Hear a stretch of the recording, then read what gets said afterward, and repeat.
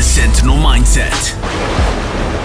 What's up, everyone? Hope you're having a fantastic day. Today, we have an incredibly special episode. I'm here right now sitting with Constable Cindy Queen.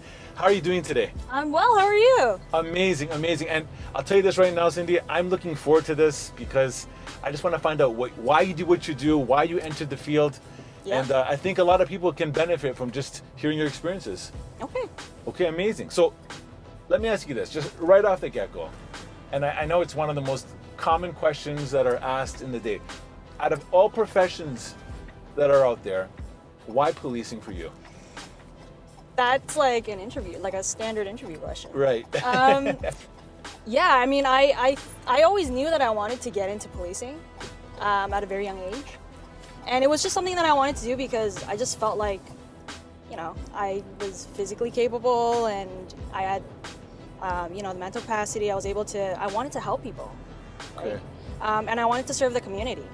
So, I've always wanted to do it at a very young age. And growing up as an Asian female, Okay. I was destined to be a doctor or a lawyer.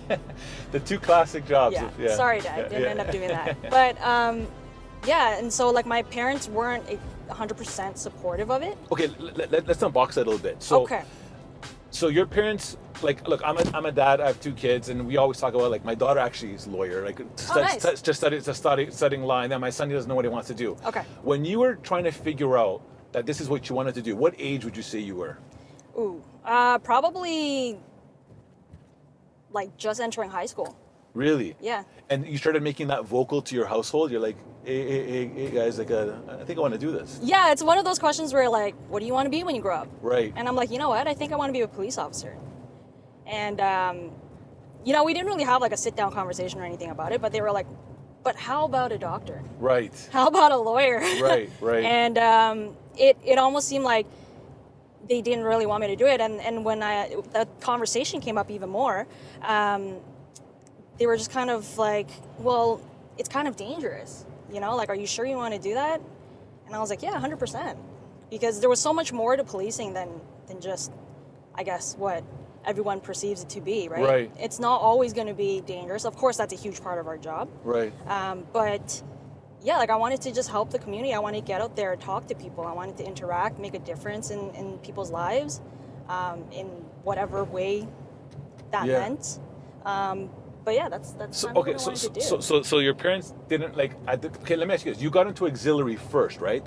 So a lot of your journey is getting into auxiliary with Toronto. Yes, right. I was in auxiliary with Toronto for just under 5 years. Okay. And I thought that would be a great experience for me to kind of just like get my foot through the door and experience it, see if that's actually truly something I wanted to do. Okay. And after doing it for, I would say, less than a year, it basically reinforced the fact that I really wanted to do this and that I wanted to be in this profession. Okay, so when you were doing the auxiliary, when you got the auxiliary opportunity, right? Yep. And that's volunteer work. How many hours, by the way, do you have to put in every month as a bare minimum?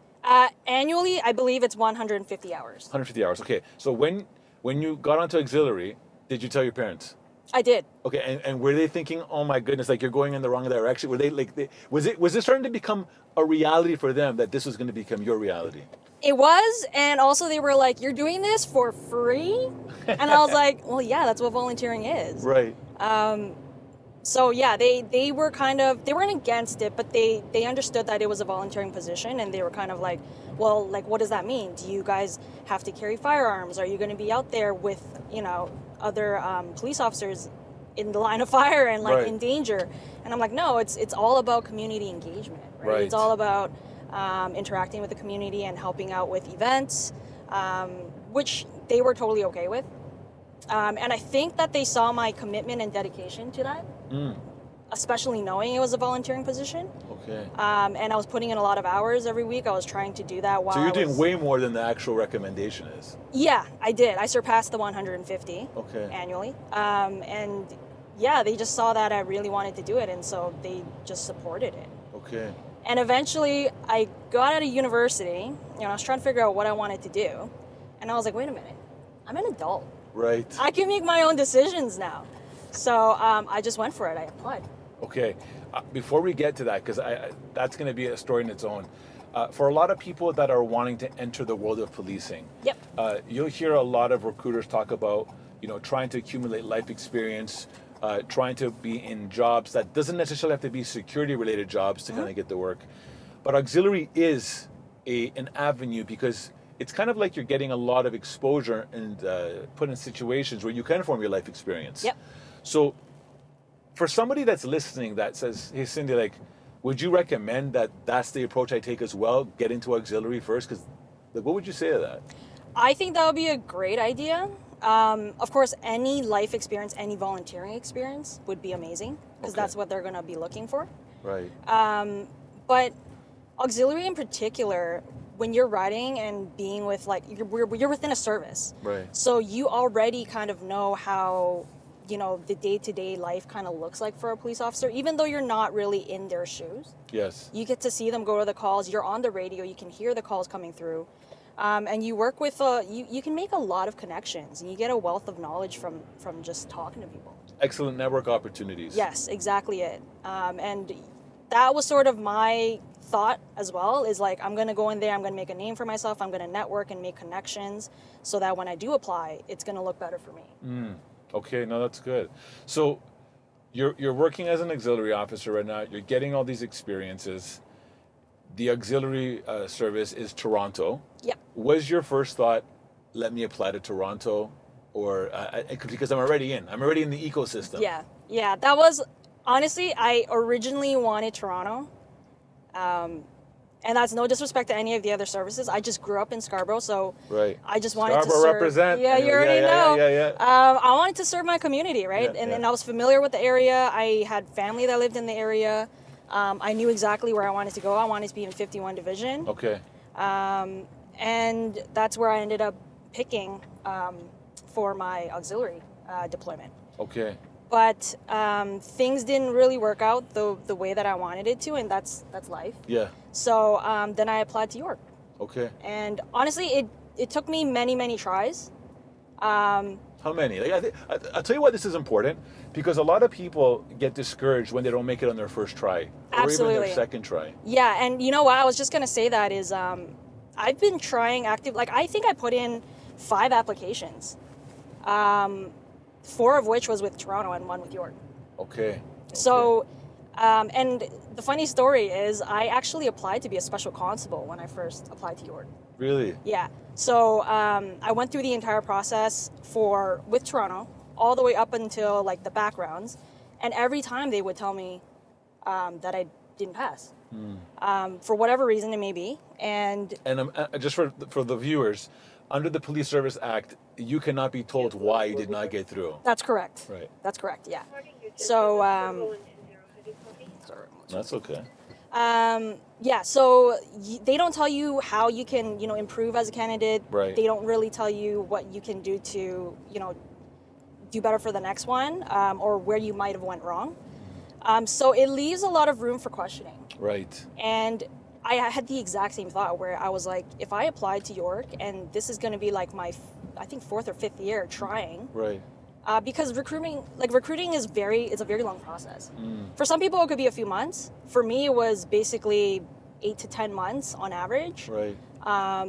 So it was a really long waiting game. And so And you're dealing with your mindset at all given, like, it's like your mind plays against you almost. Exactly it. And you're just kind of questioning, like, am I just not a good candidate? Do I not have what it takes? Right. So those are definitely questions that, went through my head. Okay. And I did feel extremely discouraged. I almost thought I needed to find a second career option. I guess your parents would probably be like, oh, they're probably happy right now, Yeah. Yes. I'm like, this is exactly what my parents wanted. But yeah, and so I did question it a lot. But it worked out for me in the end, and it's just that much more rewarding because I knew that, I stuck through it, and I was mentally I was strong and I was resilient. And of course, at the time when I was going through it, it was really difficult. Okay.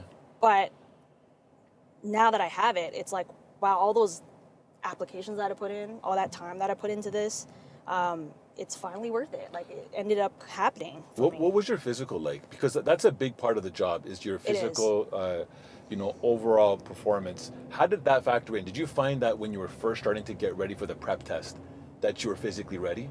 Yeah. I actually had a lot of doubts. I'm a female of a shorter stature. Okay.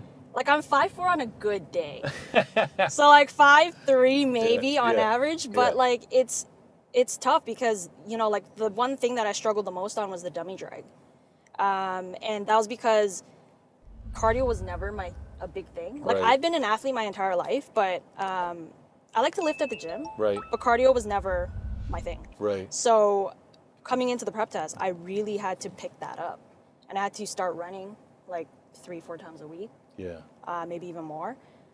So it was definitely a big hurdle for me to try to get my physical level up there. So that's good that you're saying this, because you stated that you were physically fit. Like, you were someone that already had a baseline, right? Yeah. And the reason why I think this is good for people to hear is like an example, I put myself through the prep circuit 2 weeks ago, and I know what you're talking about. The dummy drag, 175-pound dummy, and you got to do that right at the very end when you're fatigued, right?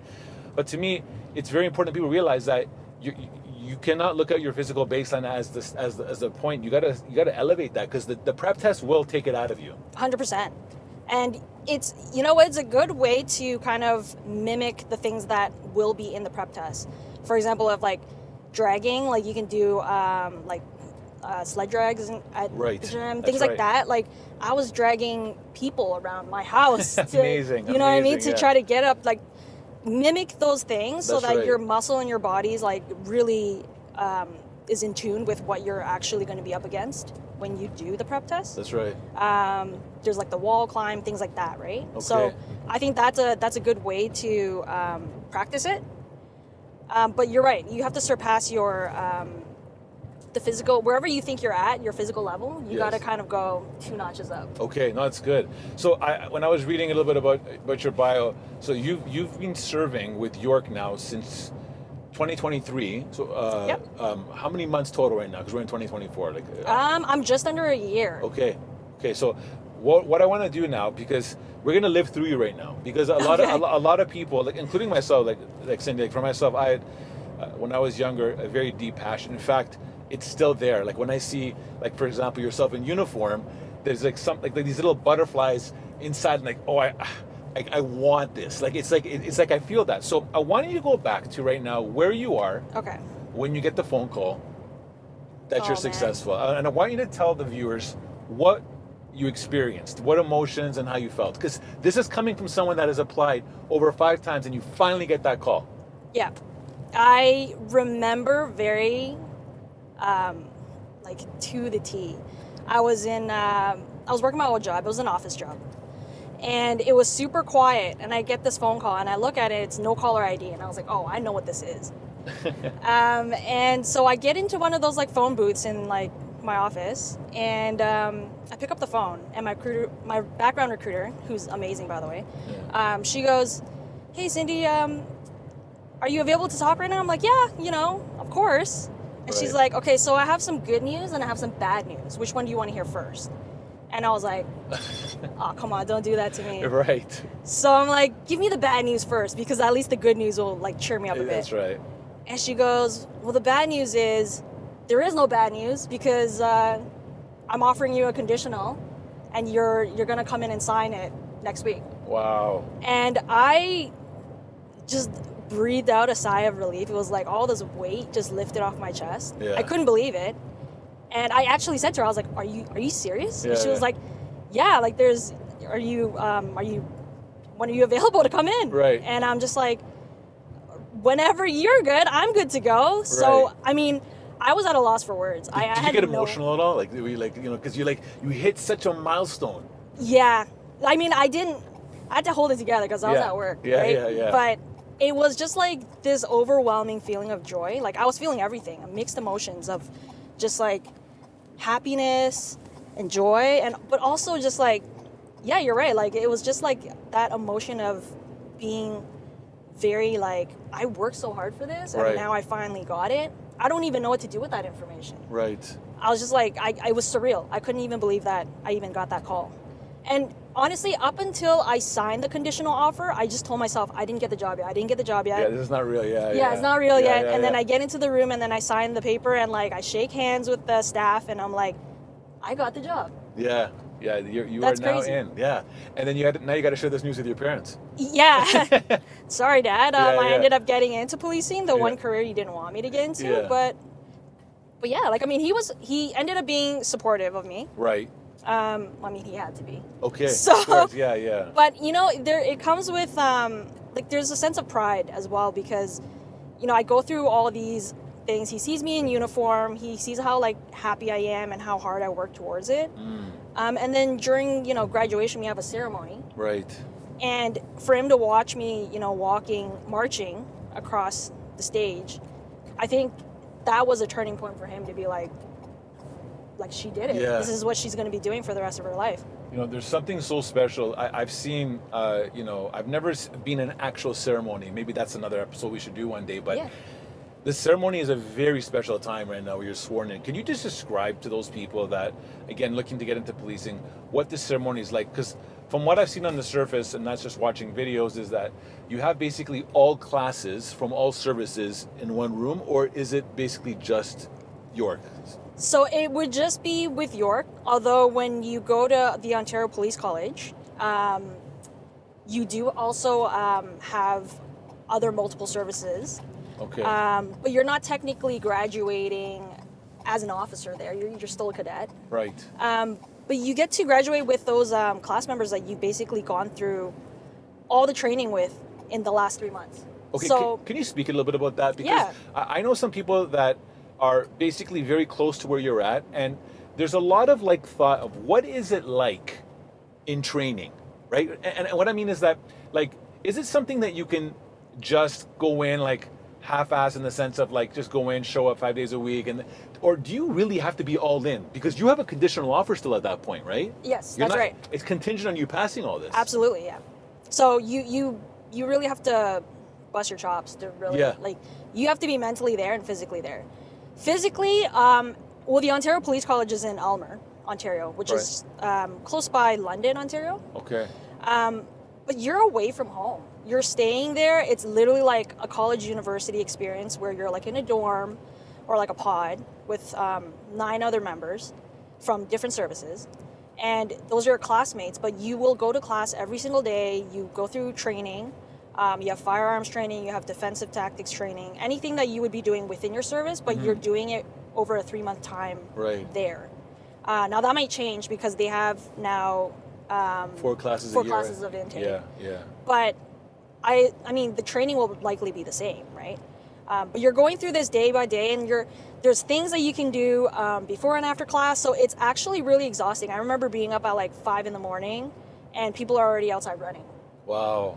and they're training already. So Right. it's, and then So that kind of makes you also, because there's so much competition there, people want to like show their best. It kind of gets Absolutely. you out to be in your competitive. yeah, phase. it motivates you, right? And then Right. you kind of feel like, oh, they're running. Shouldn't I be running right now? Right. So it really, being in that environment does help Okay. motivate you, but you really do have to stay focused because there also have been other people who started slacking and like falling asleep in class. Like it happens, right? Right. You're tired, so you really have to be like mentally checked in. Do you know anyone that didn't make the class? Like any, like, because usually you hear people getting cut these things sometimes, right? Yeah, I mean there were a few, not from my class specifically, but That were cut. there were people that were cut. Like, this is like for anyone that's going in this career, you passed like one of the biggest hurdles. You got the job offer. Yeah. You just got to cross the finish line right now. Yep.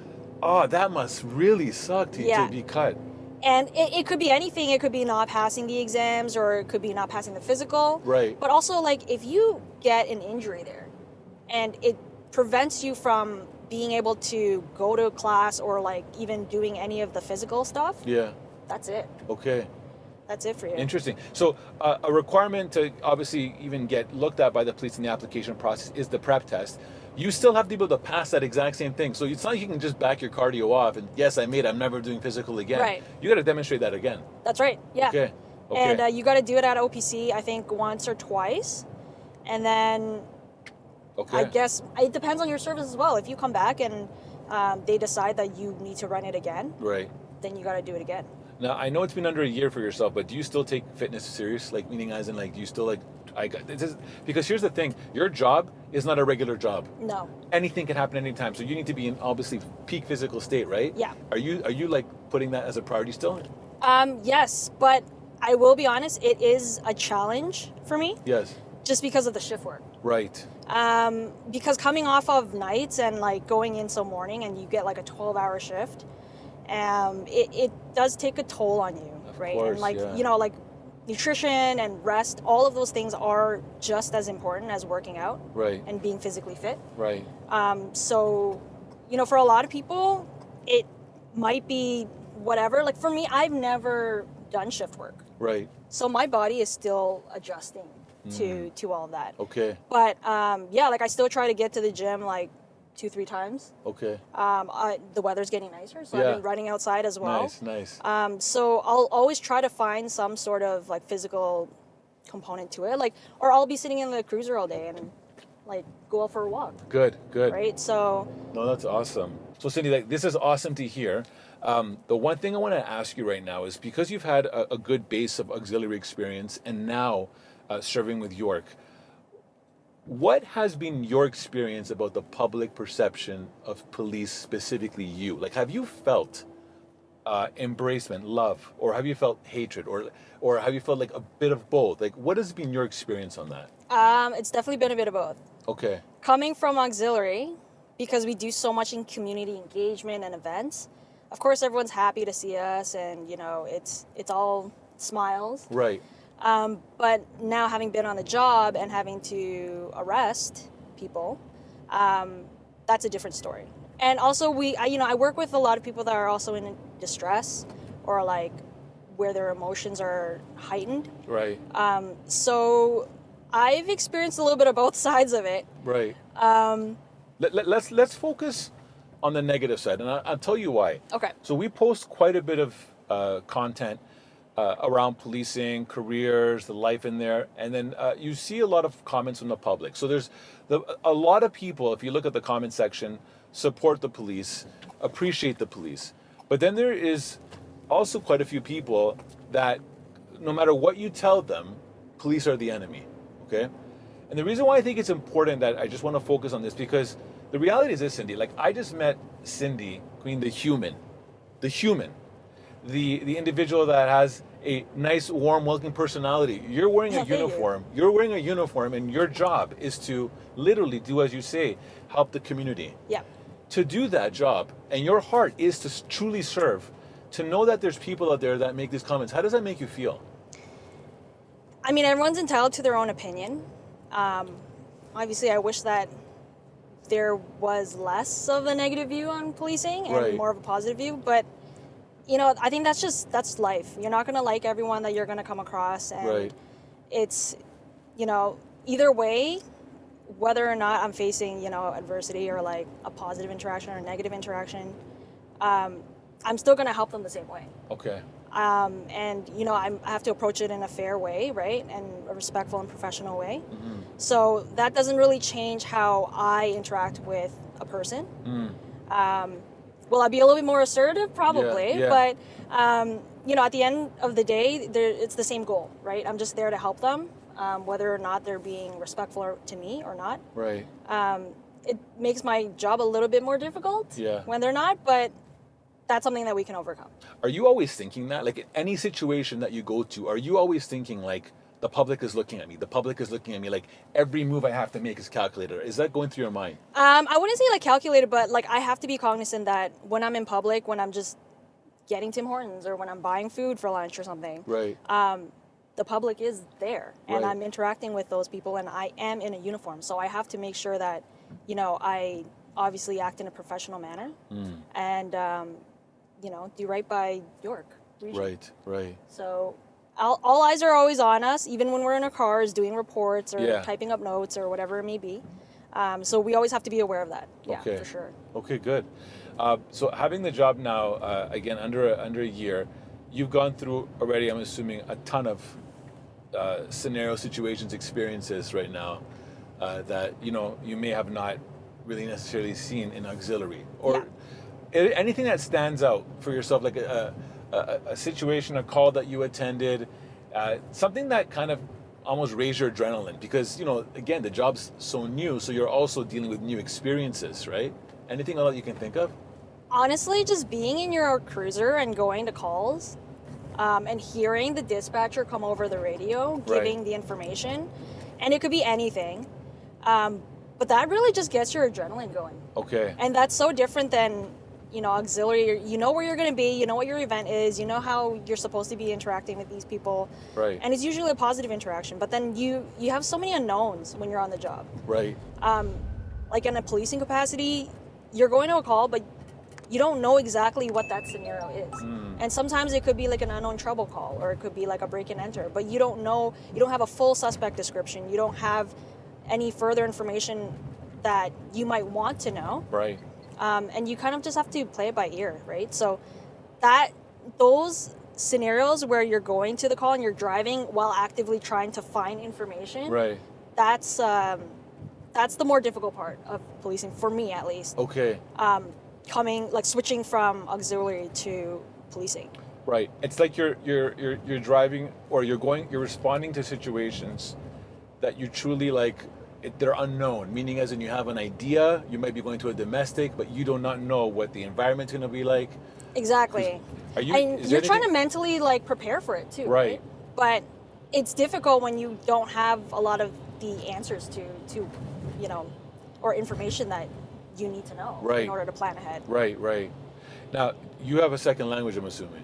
I speak Cantonese. Okay, has that come in handy on the job? It does, and I'm not super fluent, but it really helps when I'm able to just have a casual conversation with them. Right. To get them to calm down, or it's kind of nice to see that they're more responsive in a way where it's oh, okay, it's someone that I can communicate with, right? And not relate feel so, to as well. Yeah, and not feel so, I don't know, threatened or whatever it may be. So it's good. I think it really helps to have a second, third. I know somebody that has 4 languages in their pocket. So it really does help in policing for sure. Okay. So I know you just started, but do you have you would be classified now as a 4th class constable? That's correct, yeah. Right. So once people pass 1st class, once you get to 1st class, this is where now basically it's unlocked a video game right now full of more levels that you can apply to certain areas should you want to, right? Okay, yeah. Do you have anywhere that you want to see yourself? Have you already hit a milestone? You already hit the goal, I got on. Yeah. Do you put any other goals right now saying, I would like to get into a staff sergeant, or I want to get into a specialty unit, or chief of police? Yeah, I don't know about that, but I definitely got into policing to actually be working in the homicide unit. Okay. That's sort of where I wanted to go. Right. But of course, for me to get there, I have to be on the road first and then work my way in, or up. Sorry. Right. But that's a long-term goal. Okay. I don't know too much about my short-term goals right now. I'm still trying to focus on being a good officer on the road, being able to go to calls and be confident on calls, and just be a good partner on the road as well. But yeah, definitely I want to try to get into the homicide unit. That would be really cool. Or working in some sort of detective capacity. That would be my end goal. For okay. Sure. What are shifts like in New York? Is it I know every service is different. Is it a 4 on 4 off kind of thing? Yeah. So in York region, we do 4 on and 4 off. So one block would just be 4 shifts, and the first 2 days are day shifts, and then the last 2 are night shifts. So the first 4, out of the first 4, 2 are days, 2 are nights. That's right. Wow. So you kind of do a switch over. Okay. From your second to your third day. And then you have a couple of days off, and then you go back into nights before days, or is it days into nights? You go days into nights. Okay, I see. That's tough on the body. It's hard to adjust. Yeah. For some. Yes. I mean, for a lot of the people that I speak to, they're totally okay with it. Right. Again, but for me, I've never done shift work before. Okay. So that was a bit of a challenge that I had to overcome. Are you able to sleep well on your... So I did nights when I used to work for the City of Toronto and social work. I did nights for 12 years straight, but it was just nights because we were told that it was something that you could choose, and I thought, you know what, if I'm gonna, instead of bouncing back and forth, let my body just adjust in one area, Yeah. right? So when I first started working nights, I found it was very hard to sleep more than 5-6 hours because you're sleeping during the day and your clock's all off. And I used to take melatonin. Yep. Anything at all to help me, like some nice teas. For yourself, how do you adjust with the sleep? Nice blackout curtains are always good. Oh yeah, big time. Yeah. I don't have any kids or like pets or anything like that, so I don't have to worry about things like that. Right. But for people that do, I mean, it's important to have, you know, your own space and your own like privacy in your own room. Right. But yeah, for me, my body just knows. Like when I come off on nights, I try to sleep as much as I can because rest is important. Yes. But my body will wake me up after like 4 or 5 hours. Right. And they're all 12-hour shifts? They're all 12-hour shifts. Okay. Well, I guess it depends on which specialized unit you're in. Okay. It might differ, but on the road in the front line at York, it is 12-hour shifts. Yeah. Okay. No, that's good. So, you know, you hear since 2020 when COVID kicked in, you kept on hearing work-life balance. That's all you hear, right? So would you advise anyone that's looking at coming in, because I've talked to some people where, you know, they have like side businesses that they want to maintain on their days off. Do you find that your days off are treasured? Like they're like when I have my day off, I just need my time to recoup now, to unwind and reset for the next block. Yeah, for me, when I come off of nights, that first day that I'm off is basically like a write-off. Complete write-off, yeah. Because I'm just, my body's still adjusting back to days, but also I just try to take it easy and like I don't try to go out and do too much. Right. But then like the second, third, and fourth day, I'm a little bit more active in where like I can run errands and I can go out and, you know, start working out and doing other things. Right. So I definitely do like that. Yeah. However, we do work holidays and, you know, weekends as well. That's right. So for most people that are working 9 to 5, it's tough. Like I don't get to meet up with my friends on like a Tuesday morning. Right. Or, you know what I mean? It's nice to do things while everyone's at work, but it's also, it doesn't really always align with everybody else's schedule. Have you had to work Christmas yet? No, I got lucky. I was off for the last Christmas. Right. But I'm pretty sure we're supposed to be working. Right. And it's going to happen. So again, for those coming into the world of policing, it's not a Monday to Friday job where you can have like, you know, a set schedule. That's right. Yeah, no. Okay. So a lot of people that are going to be listening to this today, Cindy, are going to hear your story. I'm so glad that you're able to share, you know, the failures that you experienced because, you know, talking to many people, they're glad they had those failures because it actually helped them reset, kind of like re-get into the next level and kind of come back even stronger, right? What advice would you give someone that is hearing your story right now and has gone through this process and they're discouraged and they are on the brinks of giving up because they just can't push it? What would you tell them? Oh man, it's tough. Hang in there. Keep that mental strength and that resiliency because you never know when that next application is going to go through. Right. And it's going to be the one.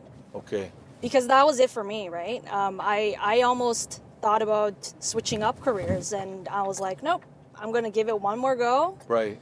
And it just happened to be the one. Okay. So that would be my advice to you. Like, don't ever give up. I know people that have tried for 6-7 years. Yes. And finally have got on. Okay. If you want it enough, do it. Stick to it. Put your mind to it. Keep trying to improve as an individual, as a candidate. But you're going to eventually get it. Okay. You're going to eventually get it. Good, man. Good. I love that. Yeah. So here's the thing. So for those that we have an audience that listens outside of Canada. Okay. So Scarborough is one of the boroughs in the Toronto area, and it's a very, very, very busy area, just like Toronto is. Since you had the opportunity to work as an auxiliary in Toronto and your surroundings, we've been driving right now, it's like we're driving in the suburbs. That's what it feels like to me. A lot of open roads, you know, box retail stores kind of thing. Yeah. How has that been for you? Because they're two different worlds. I mean, I come from the Scarborough, Toronto area as well, right? So I know like they're two different environments. Do you like this kind of environment where it seems like it's just quieter? Well, I work in Vaughan. Okay. At 4 districts, so it's it's not that much more quiet. Okay. But the environment is a little bit different. Like Toronto's, it's a big city, right? Yeah. So when I was down at 51 Division, Yeah. like even just the traffic Right. was insane. Right. We barely took cars out. Like I was on bikes half the time. Okay. So like being up here with things being a little bit further apart compared to Toronto, being like a few blocks apart. Yeah. Like it's a little bit different, but it's not too much of an adjustment. And you'll end up loving the district that you end up going to. Right. Just because of, the people that you work with, the community that you serve. And you'll find ways to kind of adjust to it. Okay. So Okay. I don't find that it's that much different. What's the most regular call that you've experienced in your, is it domestic? Is it like something to do with the vehicle? Like, what would you say is the number one? Most common. I would say domestic is up there. Yeah. Motor vehicle collisions. Okay. That could be another one. Right. And yeah, just people in crisis. Okay. No, that's good to know. I'm assuming every service, depending on their area and population, Yep. Would experience different things. So for yourself, that you've had this, I'm going to call it like an amazing depth of experience. Are you ever looking at things like, I need to make sure I come back home safe that night, so I have to be proactive? Yes. Okay. Every traffic stop that I do. Yes. Because that's the biggest unknown for me. You never know who you're pulling over. And Right. You never know what's in the vehicle. You don't even know who the driver is until you ask for their identification, really. Right.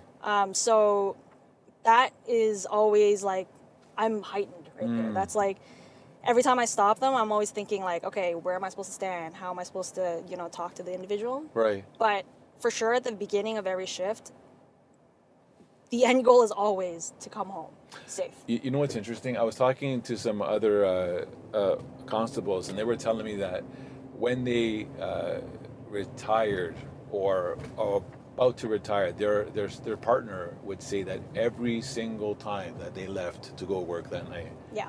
they'd be worried, kind Yeah. of thing, right? And it wasn't something that kind of wore off. It was just continuous. Do you have a circle of family and friends that are checking on you on a regular basis right now? Yeah. It's always, before I leave the house, it's always have a great and safe shift. Right. And they don't say that lightly, right? Yeah. I mean, they always want to, they don't know what we deal with out there. Okay. And again, it's not always bad days, right? Right. But it just takes that one call. Yes. And so always, go out there, have a great and safe shift. People are always checking in on us, for sure. Okay. But that's always like, whenever we parade, that's the number one goal. It's always, be safe, have each other's back out there. Okay. Well, Cindy, I want to say this. I really want to thank you for taking the time to do this today. Absolutely. For hearing your story. I'm inspired by your, desires to push forward and take no for an answer to get that job piece. Thank you. I also, I love the fact that you're so community oriented and how you really want to, give back. And again, thank you for putting your life on the line for these things. I want to let you know that we appreciate what you do. Thank you. And we just hope many more people can look to have a very rewarding career in policing. For those that are interested in York, www.yrp.ca/careers. And one last question. What has it been like as York being your employer? So good. Rewarding. Okay. They took a chance on me. They kickstarted my career, especially after so many people have told me no. Yes. So I'm very grateful for York Region, and I love that I'm serving them. And this is going to be a long-lasting career, hopefully. Okay. Amazing. Yeah. Amazing. Well, you heard it, everyone, today. Cindy McQueen, thank you so much for helping put this together. And I want you to just stay safe, and thank you for what you do. Thank you. I appreciate it. Amazing. Awesome. Thank you. Thank you for joining me in today's podcast.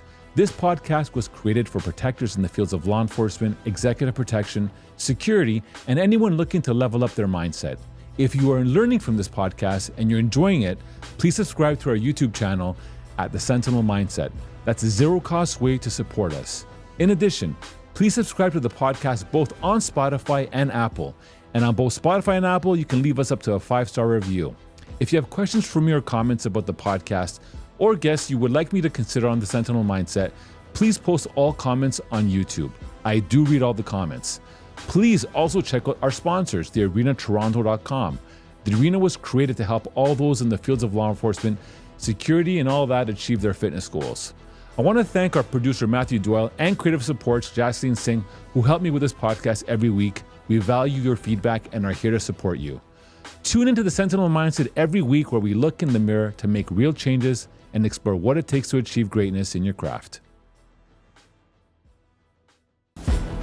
This podcast is brought to you by Executive Protection Lifestyle Canada.